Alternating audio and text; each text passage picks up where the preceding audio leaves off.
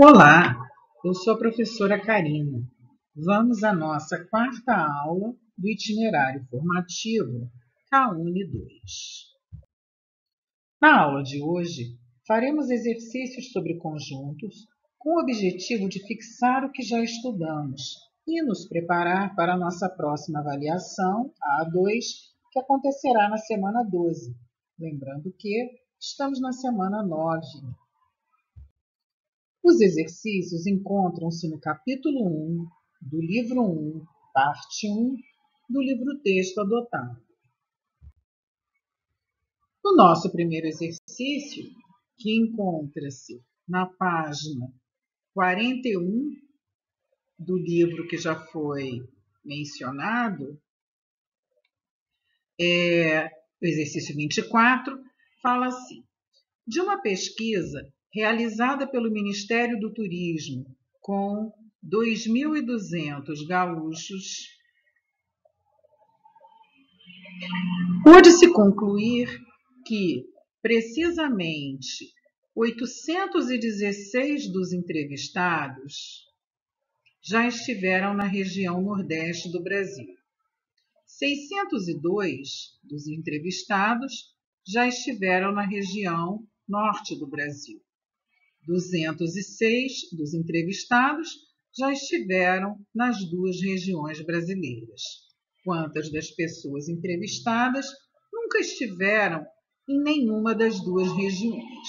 Então, estamos começando com um exercício muito simples, onde aqui estarão representados os gaúchos que estiveram na região Nordeste. Neste conjunto, os gaúchos que estiveram na região Norte, e a gente sabe que deve começar a resolver esses problemas sempre utilizando a parte da interseção dos dois conjuntos. Ou seja, aqui existem 206 elementos. Não ficou legal. Vamos apagar. Vamos voltar para a nossa canetinha. Voltar para cá. 206 gaúchos que estiveram simultaneamente nas regiões Nordeste e Norte. Ao completarmos os gaúchos da região Nordeste, que são 816, não podemos esquecer que 206 já se encontram aqui. Logo, nesse espaço, nós vamos colocar 610 gaúchos, que é exatamente 816 menos 216. Já que nessa parte dos que estiveram apenas na região norte, será 602 menos 206. E isso vai nos dar 396 gaúchos. Então, a pergunta: quantas das pessoas entrevistadas nunca estiveram em nenhuma das duas regiões? Ou seja, existe aqui ainda um grupo de pessoas que nunca esteve nem na região Nordeste, nem na região Norte. Para isso, nós vamos fazer o total, 610 mais 206 mais 396, daqueles que visitaram pelo menos uma das duas regiões, e isso nos dá 1.212, e dos 2.200 gaúchos entrevistados, excluindo os que já estiveram em pelo menos uma das duas regiões, vai nos dar a quantidade de gaúchos que nunca esteve em nenhuma região.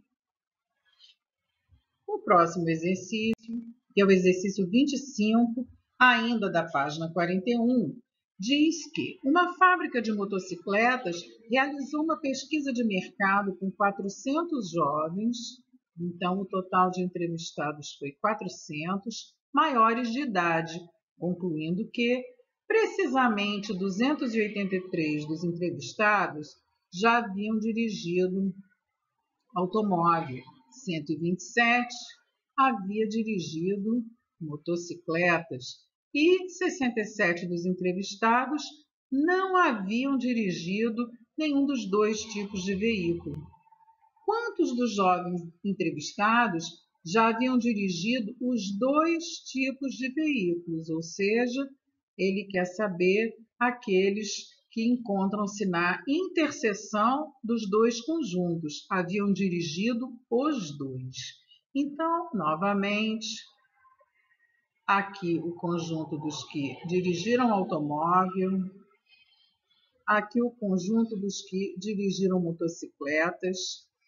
Ele quer saber exatamente quantos dirigiram os dois. Sabemos que automóvel foram 283, então essa parte aqui vai ser 283 menos x. Essa parte aqui dos que dirigiram apenas motocicleta, essa parte vai ser 197 menos x. Lembrando que nós estamos excluindo x tanto do conjunto A quanto do conjunto M, porque o x já se encontra aqui. E 67 dos entrevistados não haviam dirigido nenhum dos dois tipos de veículos. O que acontece agora é que quando nós somarmos todas essas quantidades aqui de motoristas, nós temos que encontrar o total, que é 400 jovens. Então, vamos montar isso que acabamos de dizer. Vamos somar todas as quantidades.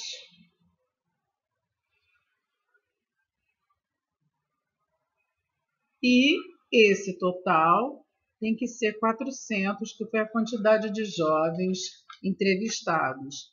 Temos do lado de cá 477 menos x igual a 400, x igual a 77. Ou seja, os jovens que dirigiram os dois tipos de veículos, a quantidade é 77. O exercício 27 é uma continuação do raciocínio que estamos utilizando, só que agora vamos trabalhar com 3 conjuntos. Para avaliar a audiência de 3 telejornais A, B e C, A, B e C,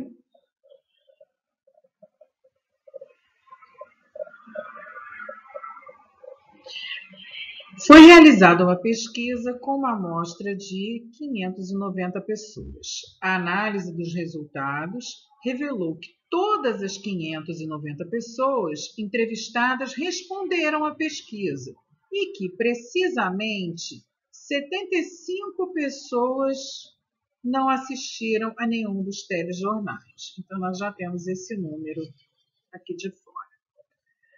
Observem que, como o ideal é sempre começar pelo centro, né?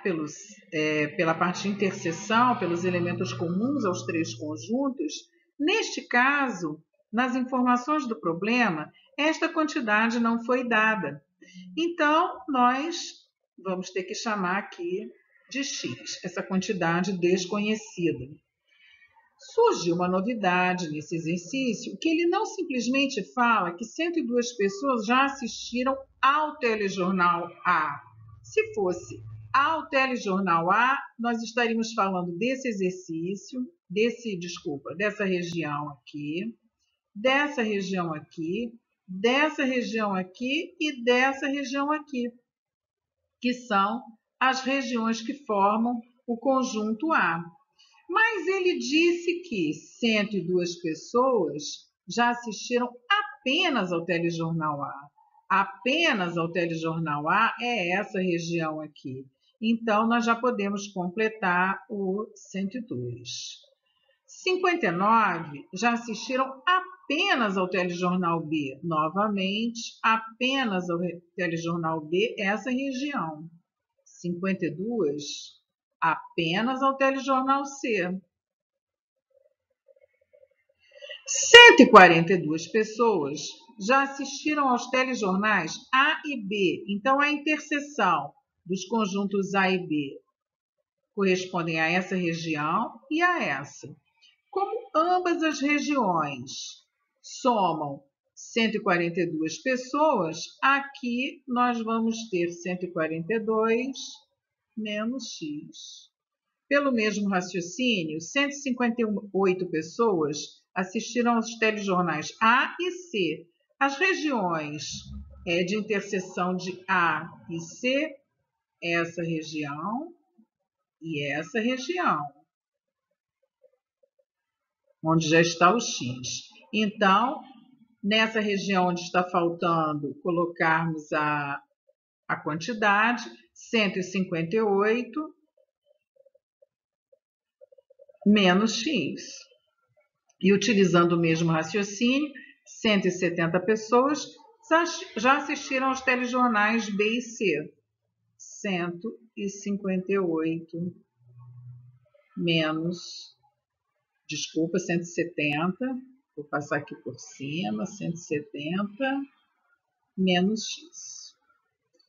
Então, a pergunta é: qual dos 3 telejornais teve o maior número de telespectadores e qual é esse número? Lembrando que as 590 pessoas que responderam à entrevista estão distribuídas por todas essas regiões que nós preenchemos. Então, para melhorarmos a nossa resolução, nós vamos agora pegar todos aqueles valores e vamos somar.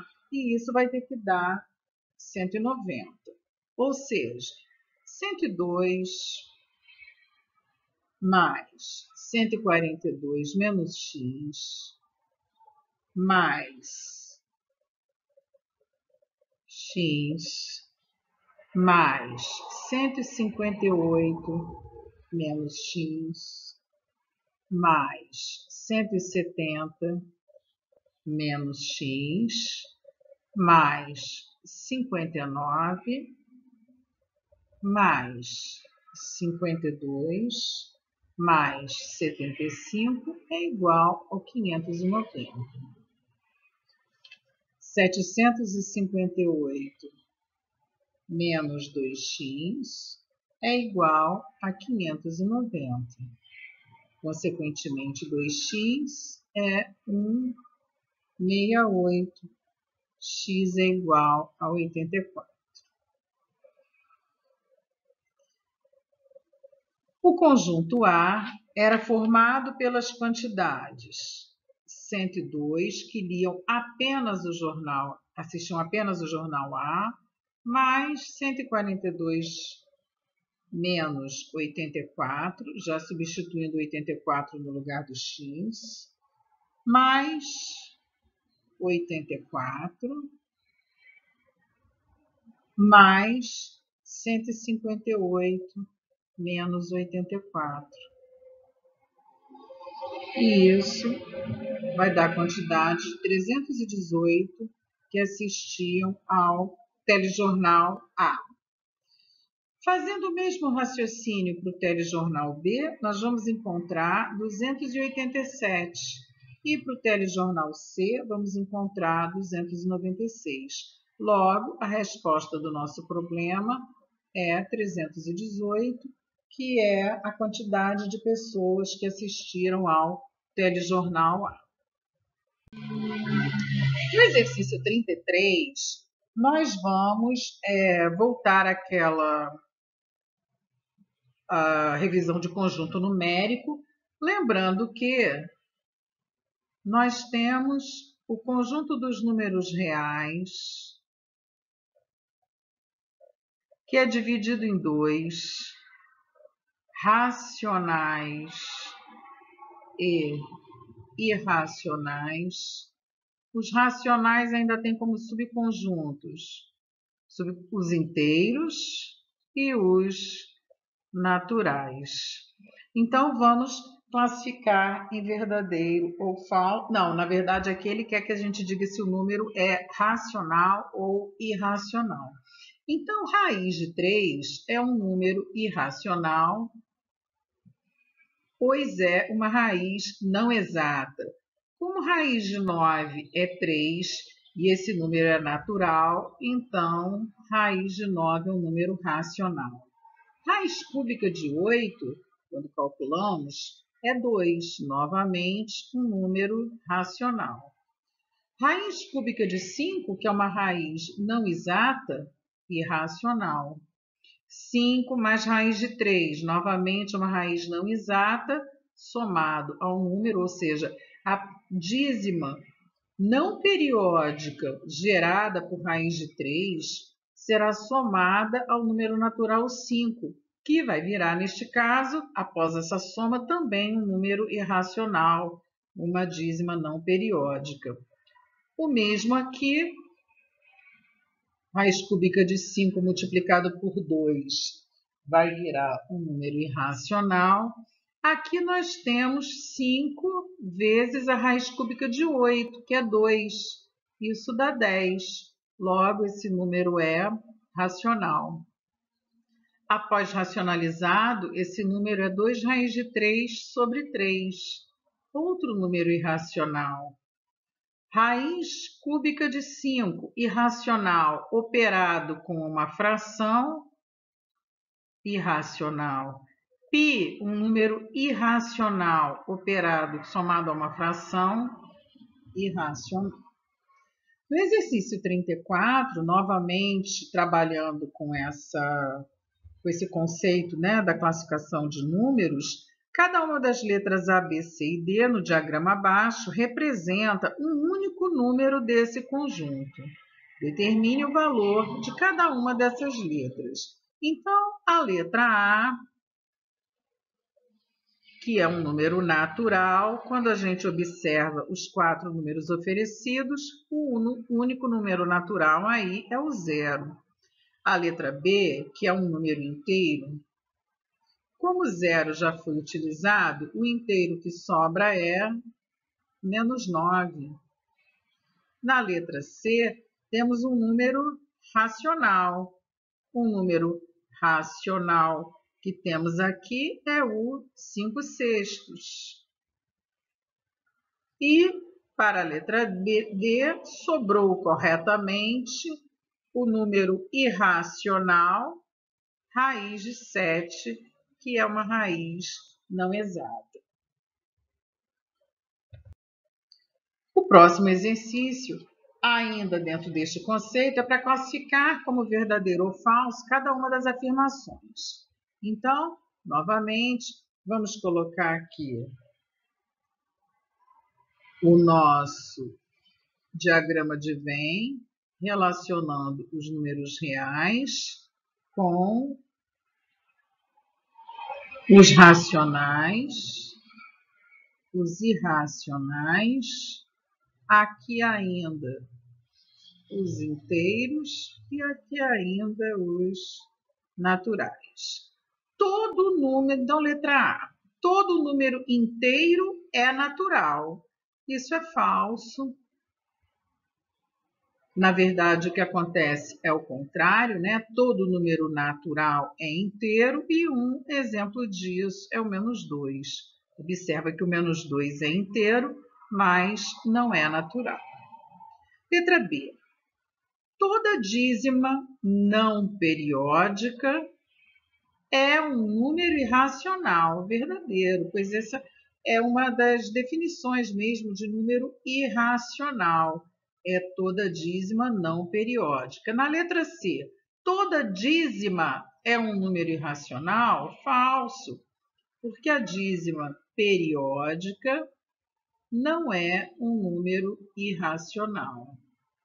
Na letra D, toda dízima periódica é um número racional. Verdade, porque uma dízima periódica possui fração geratriz. Consequentemente, é um número que pode ser colocado em forma de fração A sobre B, com B um inteiro diferente de zero e A um número inteiro. Todo número que pode ser representado na forma decimal é real, verdade. Números reais são somente aqueles que podem ser representados pela razão entre dois números inteiros, falso. Isso é a definição de número racional. Número real é aquele conjunto mais amplo, né? Que abrange todos os números que nós conhecemos até hoje. O produto de letra G, o produto de um número racional qualquer por um número irracional é racional. Isso é falso, ele está generalizando, dizendo que todo produto de um racional por um irracional será racional. Temos aqui um contra-exemplo para isso. Na letra H, o produto de um número racional por um número irracional é irracional, também falso por causa da generalização. Se nós fizermos o racional zero vezes o irracional raiz de 3, nós vamos obter zero, que é um número racional. Então, temos sempre que tomar cuidado com as generalizações. Sempre temos que estar buscando contra-exemplos que desconsiderem, que neguem, né, a generalização feita. No exercício 1, o oposto de um número irracional, por exemplo, menos raiz de 3, é irracional. Isso é verdadeiro. O inverso de um número irracional é um número irracional. Isso também é verdadeiro. Porque, por exemplo, 1 sobre raiz de 3, quando a gente racionaliza, dá raiz de 3 sobre 3, que permanece sendo um número irracional. No exercício 41, vamos revisar a representação dos números reais em intervalos e o exercício diz assim: 2 motoristas pararam seus automóveis em um posto de combustível, sendo que um deles gastou pelo menos R$60. Ou seja, o primeiro motorista, vou chamar de motorista A, gastou pelo menos R$60. Com isso, ele está querendo dizer que gastou no mínimo R$60. E com essa compra, ele conseguiu 16 litros de gasolina mais um aditivo. E esse aditivo custou R$12. Com isso, a gente pode observar que ele gastou com gasolina, com os 16 litros de gasolina, 60 menos os 12 do aditivo, que vai nos dar R$48. Ou seja, se ele gastou com 16 litros de gasolina R$48, com 1 litro de gasolina, ele gastou R$3 no mínimo. Não esquecendo que ele falou que gastou pelo menos R$60, ou seja, no mínimo 60, sendo que o preço do aditivo é conhecido. O motorista B, ele gastou R$106. Com esses R$106, ele conseguiu comprar 22 litros de gasolina mais óleo. E o preço do óleo também foi dado, R$18.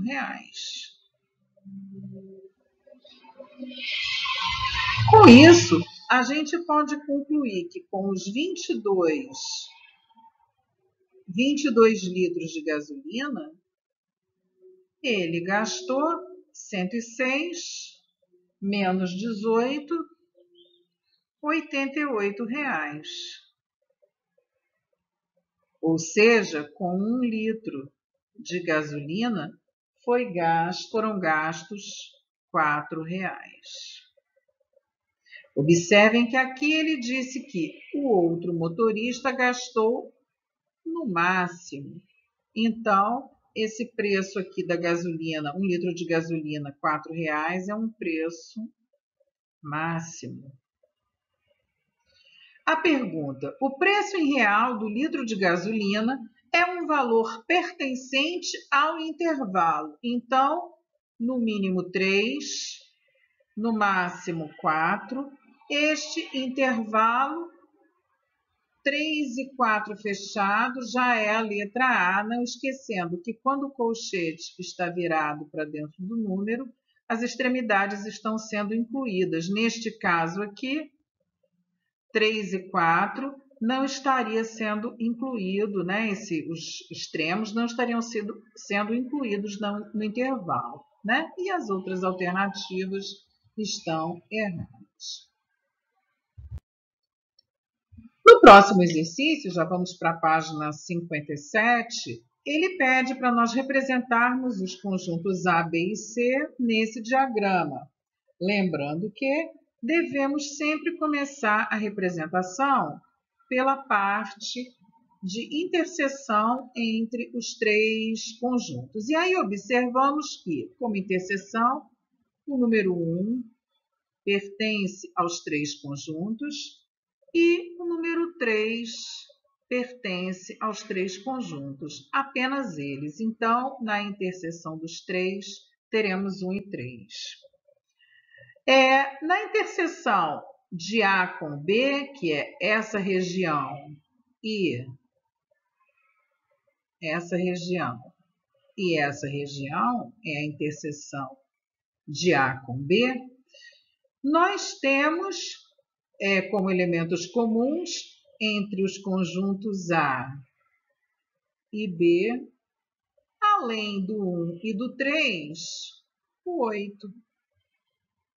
Então, esse 8 virá nesse espaço faltante. Quando formos nos preocupar com a interseção de A com C, o 1 e o 3 já estão lá. Além do 1 e do 3, o 9 é elemento de ambos. Já os conjuntos B e C têm apenas o 1 e o 3. O 1 e o 3 como elementos comuns, ou seja, essa parte ficará vazia. Para completar o conjunto A, está faltando apenas o 2, o 1, o 3, o 8 e o 9 já foram colocados. Para completar o conjunto B, 1, 3 e 8 já foram colocados, então o 5 pertence apenas a B, da mesma forma que o 2 pertence apenas ao conjunto A. E para completar o conjunto C, 1, 3 e 9 já foram colocados, faltam apenas o 0 e o 7. Dessa forma, nosso diagrama está preenchido.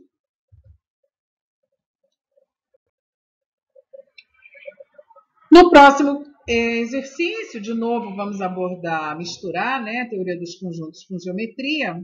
O pedido é: represente em um diagrama de Venn os conjuntos P dos paralelogramos, o conjunto P dos paralelogramos, e aqui nós temos a representação, né, a lembrança para nós do que é um paralelogramo, é todo quadrilátero em que cada lado é paralelo ao lado oposto. O conjunto L dos losangos, que tem os lados todos iguais e lados opostos são paralelos, então a gente pode concluir que losangos são paralelogramos, né? Losango é todo paralelogramo. Retângulo também é um paralelogramo em que os 4 ângulos internos são retos. E, finalmente, O quadrado também é um paralelogramo em que os lados são iguais, como no losango, e os ângulos são retos, como no retângulo. Então, a gente pode concluir que, como o quadrado é um retângulo e é um losango, ele está na interseção desses dois conjuntos. Então, para montarmos um diagrama com esses 4 quadriláteros, nós temos que, neste caso, a classificação geral é paralelogramos. Dentro dos paralelogramos, nós temos os losangos e os retângulos. E na interseção dos dois, temos o quadrado. Então, após respondermos a esse exercício, vamos encerrar a aula por aqui. Na sexta-feira estaremos de volta, dando continuidade a exercícios sobre conjuntos. Na semana que vem, além de conjuntos, trabalharemos exercícios de PA. E na semana 11, além de conjuntos, trabalharemos exercícios de PG.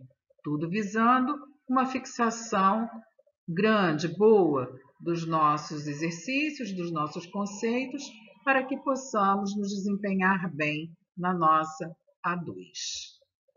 Até breve.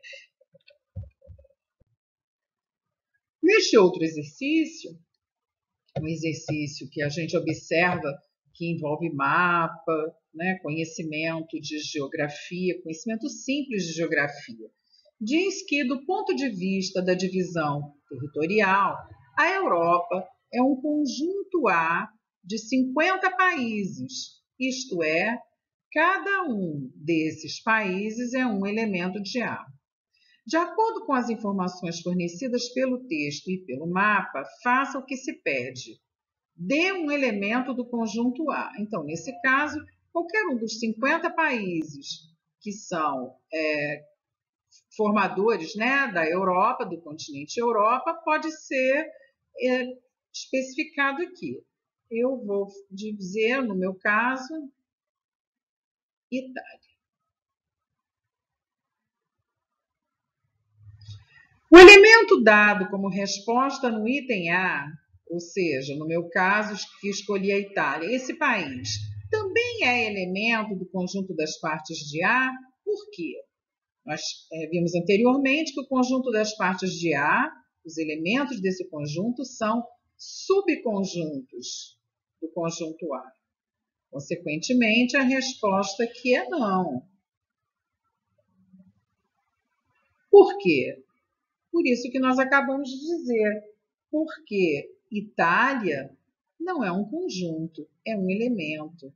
Consequentemente, ele não pode entrar como elemento do conjunto das partes de A. Então ele pede, então dê um elemento de partes de A. Para ser um elemento de partes de A, tem que ser um conjunto. E, além disso, um conjunto cujos elementos sejam elementos do conjunto A. Me embananei aqui agora para falar. Então, por exemplo, eu vou dizer que é um elemento de partes de a Itália, que eu já escolhi, mais o Portugal. Então, com isso, eu estou aqui com um conjunto cujos elementos são elementos de A. Então, este conjunto é um elemento de partes de A. E, finalmente, qual é o número de elementos de partes de A? Utilizando a definição que vimos anteriormente, definição não, a proposição que vimos anteriormente, o número de elementos de parte de A é 2 elevado a 50, porque 50 é o número de elementos de A. E ele nos afirmou, né, que nós não precisamos calcular, basta deixar a resposta indicada.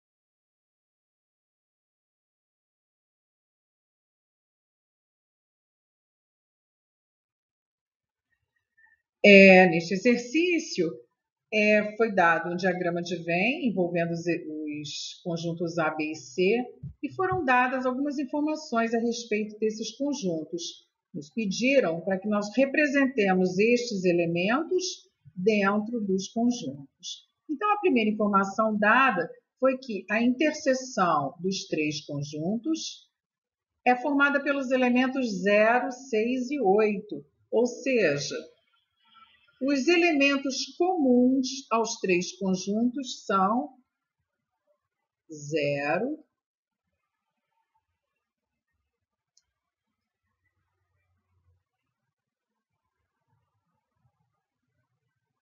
6 e 8. Esse 0 aqui está difícil. Aí, a interseção com B. A interseção com B, toda essa região aqui, é formada pelos elementos 0, 6, 8, que já estão representados, mais o elemento 1. A interseção com C. A interseção com C é formada pelos elementos 0, 6 e 8, que já estão, mais o 12. Observa que o 12 não pode ser colocado aqui dentro, porque senão ele teria que estar aqui na interseção dos três conjuntos. B interseção com C, essa região aqui, essas duas, esse conjunto é formado pelos elementos 0, 6, 8, 2 e 3.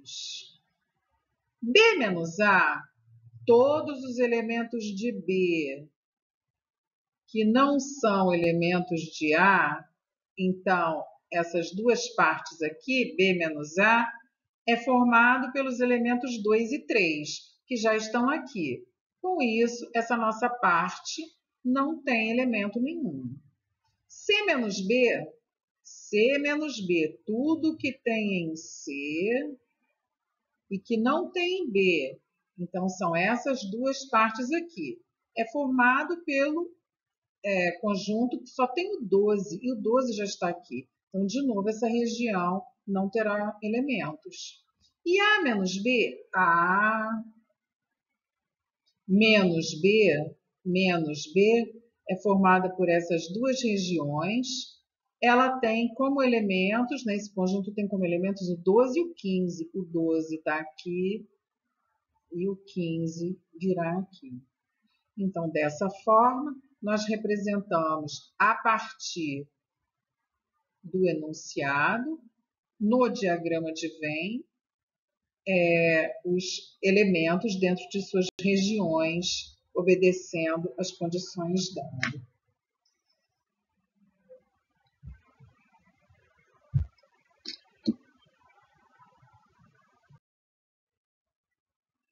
Moçada, para finalizar, vamos lembrar aqui uma coisa muito importante sobre a nomenclatura dos conjuntos numéricos, né? Então, são duas formas de fazer essa representação.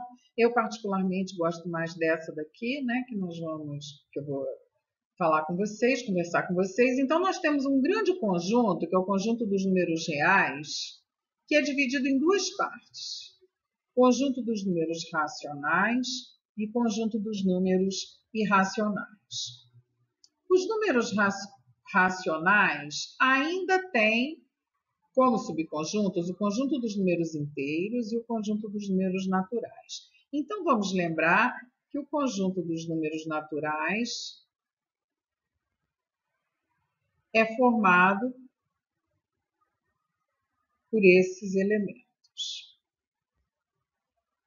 O conjunto dos números inteiros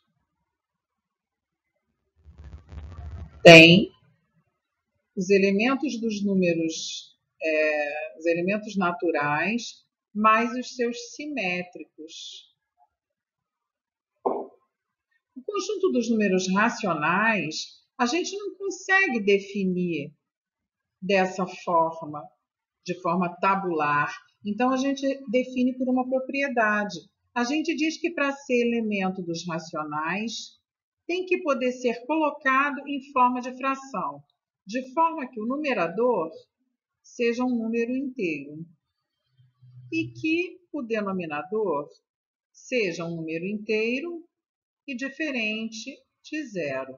Ou seja, todo número que puder ser colocado sob forma de fração, claro, com um denominador diferente de zero, e A e B, numerador e denominador, qualquer um desses números inteiros será um número racional. Existem números que a gente não consegue colocar dessa forma, né? Esses números serão os números irracionais. E aqui nós temos como exemplo o π, o número neperiano, raízes que não são exatas, dízimas não periódicas. Todos esses números que não podem ser colocados nessa forma são números irracionais. Então, com isso, terminou a nossa revisão de hoje, né? E a partir da aula da semana que vem, nós vamos trabalhar apenas com questões de vestibular. Obrigada por sua atenção. Até a próxima.